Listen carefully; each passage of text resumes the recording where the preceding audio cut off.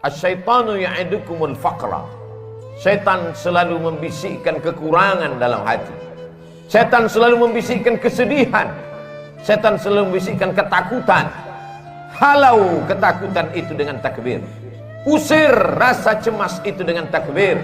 Allahu Akbar, Allahu Akbar, Allahu Akbar, walillahil hamd. Bahwa orang yang dekat dengan Allah, ujian tak pernah terhenti datang. Kenapa Ibrahim yang bergelar Al-Khalil, kekasih Allah? Al-Khalil, orang paling dekat dengan Allah. Al-Khalil, orang yang disayang Allah. Mengapa ujiannya datang silih berganti? Ujian pertama datang dari seorang ayah yang tidak menyembah Allah. Ya abati, wahai ayahku, mengapa kau jadikan berhala sebagai Tuhan? Apa jawab Azar, ayah Ibrahim?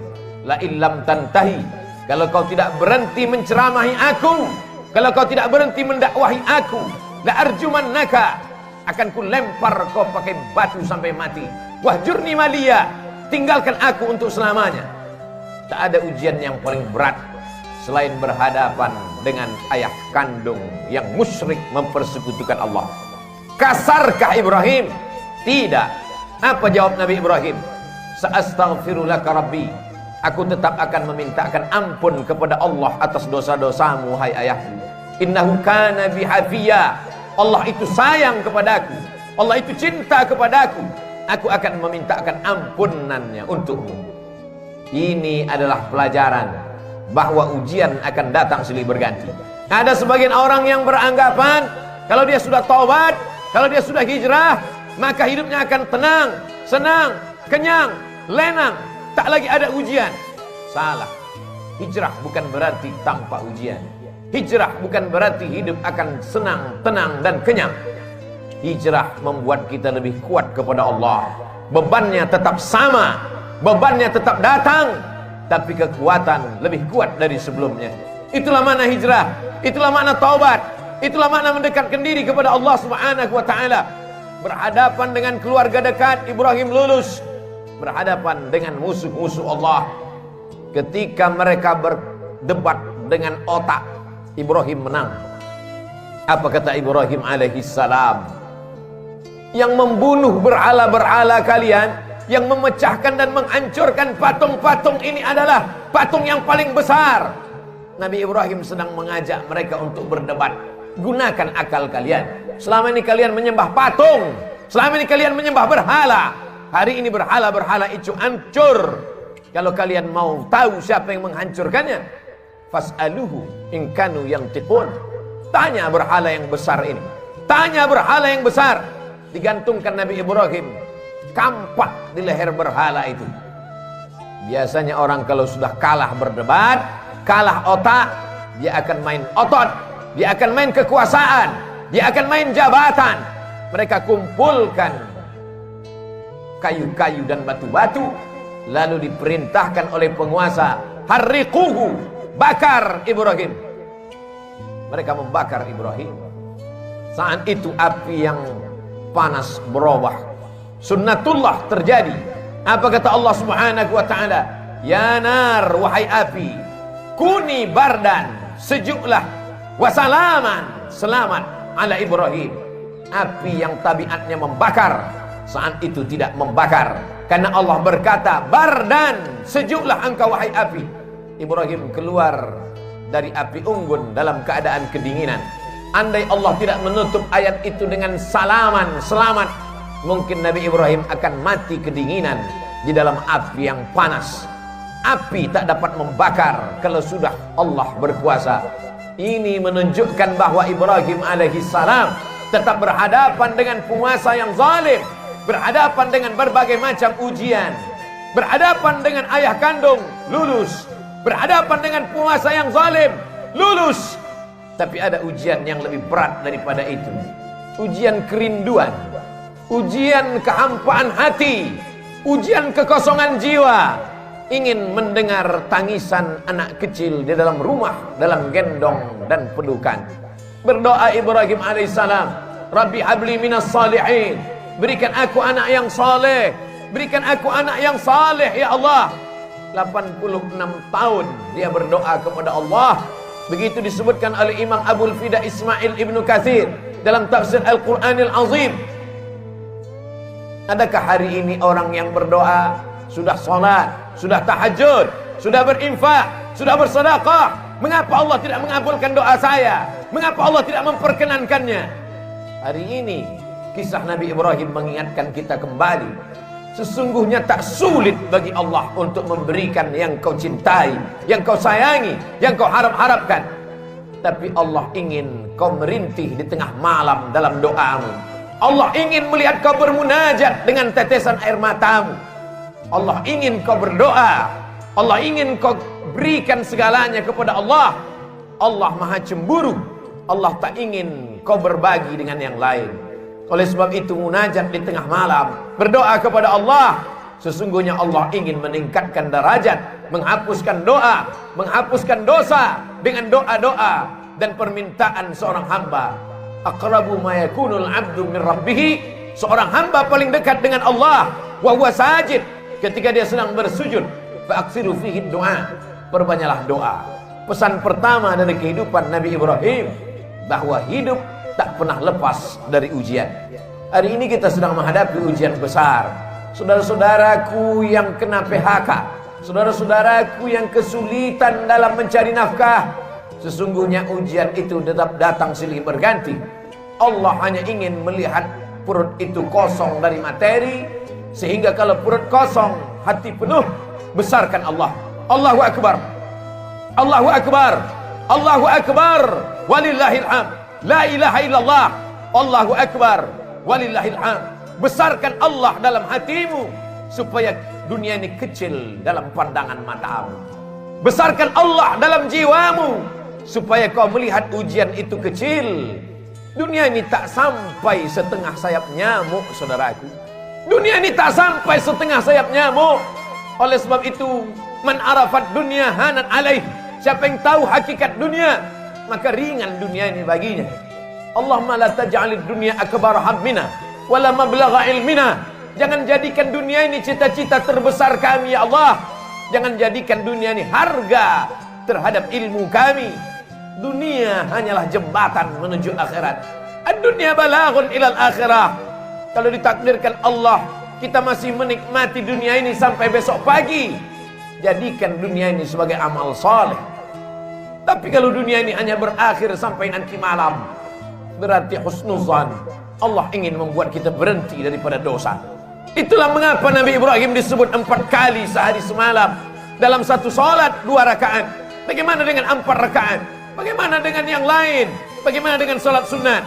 Kama sallaita ala Ibrahim wa ala ali Ibrahim, kama barakta ala Ibrahim wa ala ali Ibrahim. Supaya kita mengingat ujian kita ini belum ada apa-apanya.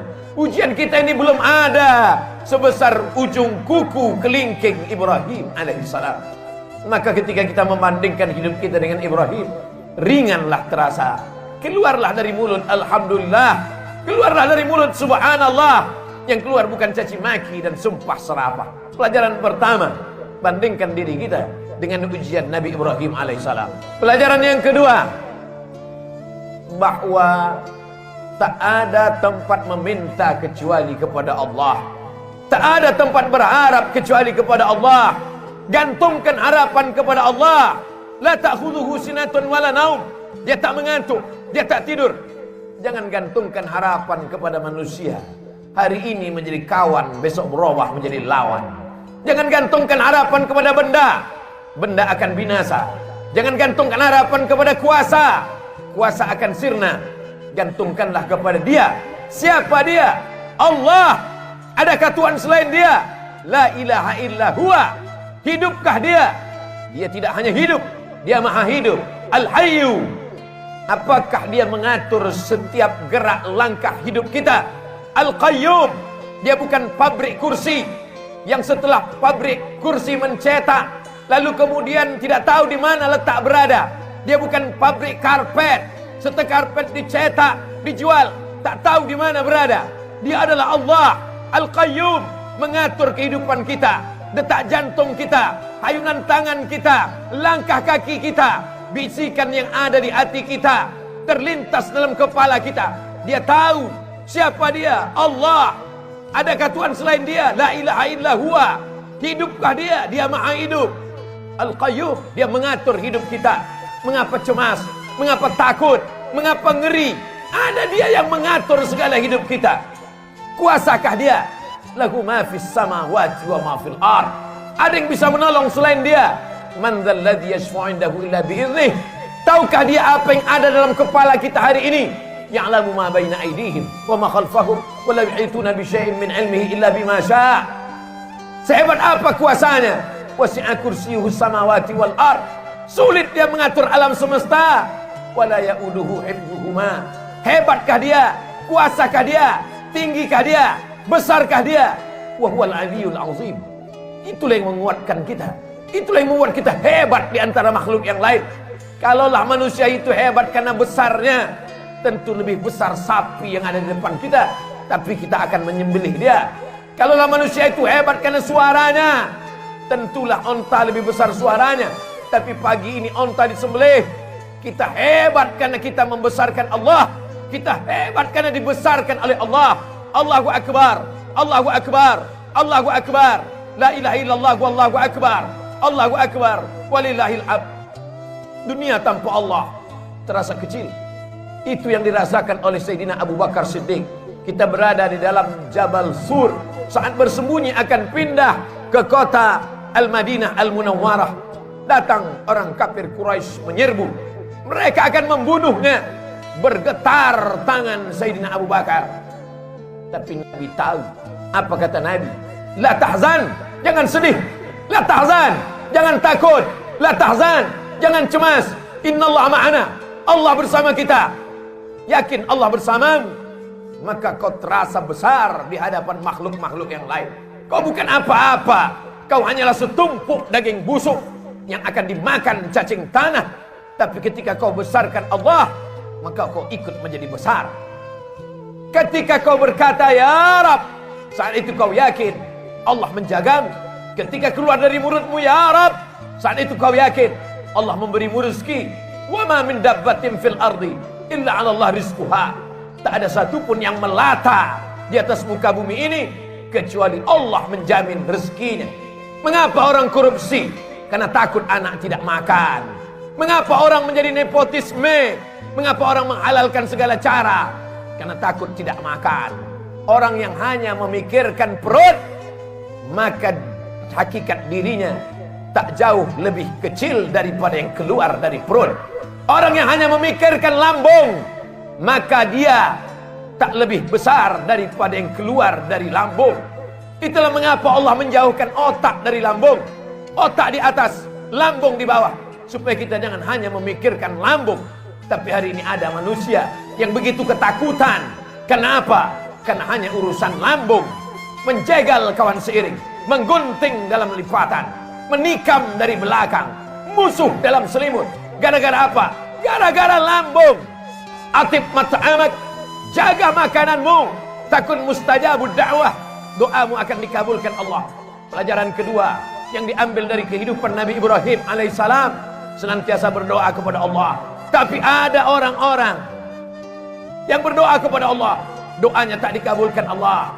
Rajulun as'as, rambutnya berdebu, aghbar, kusut, berdebu, yamuddu yadayhi ila sama, tangannya diangkat ke langit, tangannya dia tengadahkan ke atas. Dia berkata, ya Rab, ya Rab, ya Allah, ya Allah. Doanya tak dikabulkan Allah. Mengapa doanya tak dikabulkan Allah? Mat'amuhu haram, makanannya haram. Masrabuhu haram, minumannya haram. Malbasuhu haram, pakaiannya haram. Wa ghudhiya bil haram, dan dia diberikan makanan haram. Oleh sebab itu, atib mat'amak, jaga makananmu, jaga kehalalannya, jaga kesuciannya, jaga kebersihannya. Takun mustajabun da'wah, maka doamu akan dikabulkan Allah subhanahu wa ta'ala. Kita ingin diberikan Allah pandangan, supaya pandangan kita lurus, supaya kita faham, supaya kita sabar atas segala doa-doa kita. Kalau Nabi Musa alaihissalam 40 tahun baru terkabul doanya. Kalau Nabi Ibrahim 86 tahun baru terkabul doanya. Padahal mereka adalah Khalilullah. padahal mereka adalah kalimullah. Maka kita datang sabar kita. Sesungguhnya kita sedang menyerahkan nasib kepada Allah. Allah lebih tahu apa yang lebih baik daripada kita. Tapi kadang kita memaksa Allah. Kita sudah buat target-target, kita sebuah keputusan, ada keputusan kita, dan kita paksa Allah untuk mengikuti kehendak kita. Allahu Akbar, Allah Maha Besar, kita kecil. Allahu Akbar, Allah Maha Hebat, kita tak ada apa-apanya. Robah pandangan kita, berikanlah yang terbaik untukku menurut pandangan Engkau ya Allah. Bukan aku paksa Engkau mengikut kehendakku, karena Engkau saja yang besar, yang lain kecil ya Allah. Pelajaran yang terakhir, yang ketiga, puncak daripada cinta adalah ketika sanggup berbagi. Puncak cinta bukan memiliki, puncak cinta bukan menguasai, puncak cinta ketika sanggup berbagi. Itu ditampakkan dalam kehidupan Nabi Ibrahim alaihissalam. Setelah anak itu lahir, itulah puncak cinta, keinginan untuk memiliki untuk selamanya. Tapi Allah berkata lain. Ya bunayya, wahai anakku, inni ara fil manam, kulihat dalam mimpiku, anni azbahuka, aku sembelih lehermu, fanzur madza tara, apa pendapatmu hai anakku? Dan ternyata anak pun sama berfikirnya. Puncak dari cinta kepada ayah adalah saat sanggup berbagi kepada Allah. Apa kata sang anak? Ya abati, wahai ayahanda, if'al ma tu'mar, laksanakan perintah Allah. Satajiduni insyaallah minas sabirin. Insyaallah aku sabar ayah. Bertemu seorang ayah yang soleh dengan anak yang soleh.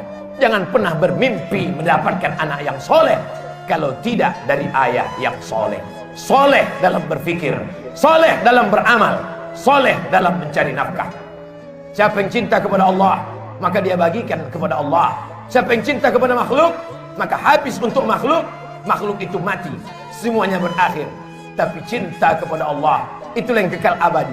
Sesungguhnya yang dibagi kepada Allah, yang ikhlas berbagi karena Allah, itulah yang akan kekal abadi sepanjang zaman. Tak akan lapuk kena hujan, tak akan goyah angin kencang. Sebab apa? Sebab Allah yang mengekalkannya hingga hari kiamat. Serahkan kepada Allah, dia akan besar. Bagikan kepada Allah, dia akan kekal abadi. Ma'akalta fa'afnaita, kalau kau habiskan untuk makan, dia akan busuk. Wa malabista, kau habiskan untuk pakaian, dia akan lapuk. Wa matasaddaqta, yang kau sedekahkan untuk Allah, itulah yang akan kekal abadi. In tansurullah, kalau kau tolong agama Allah, yang surkum, yang kau cari selama ini, pergi pagi pulang petang, habis waktu, tinggal sholat, tergadai agama dan akidah, hanya sampai ke tenggorokan. Setelah itu pun kau akan mati. Harta warisan dibagi-bagi, tak tersisa untuk diri. Semua hanya akan dibawa menghadap ilahi. Akan kembali ke rumah. Yarji usnani, anak, menantu, sahabat, buah hati belayan jiwa, akan kembali ke rumah. Mereka akan menangis 2-3 hari. Selepas itu mereka akan tertawa. Mereka akan melupakan kita. Kerja, kalau kau hari ini jabat tinggi, punya kekuasaan hebat, dia akan digantikan oleh orang lain. Belum kau mati, mereka sudah siap untuk menggantikannya. Wa yabqa wahidun, yang tinggal hanya satu. Apa dia? Wakaf, infak, sedekah. Bila kau punya yang lebih besar, berikan wakaf. Tidak lebih besar, berikan infak. Tidak lebih besar, berikan sedekah. Allah Maha Adil. Kalau kau hebat, berikan wakaf. Kalau kau kurang hebat, berikan infak. Kalau kau manusia biasa, berikan sedekah. Tabassumika fi wajhi akhika sedekah. Senyummu ke wajah saudaramu adalah sedekah. La tahqiranna minal ma'rufi syai'a. Jangan sepelekan perkara walaupun kecil. An tulqiya akhaka biwajhin talqin. Hanya sekedar menghadapi orang dengan wajah yang cerah. Itulah yang akan dikenang orang sepanjang zaman. Dari abad berabad, dari zaman berzaman, tak akan dilupakan orang. Masih ingat orang dengan senyummu. Saat kau mati dimakan cacing tanah, masih didoakannya. Masih didoakannya saat dia lewat di makammu. Masih sempat mulutnya berkata, Assalamualaikum ya ahlal diyar minal mu'minin, wa inna insyaallah bikum lahiqun. Yarhamullahul mustaqimin wal mustakhirin. Nas'alullah lana wa lakumul afiyah. Tapi kalau kau sombong, kalau kau angkuh, itu juga akan dikenang orang. Itu juga akan diingat oleh orang sepanjang zaman. itulah orang yang sombong, itulah orang yang angkuh, itulah orang yang paling merasa tinggi hati.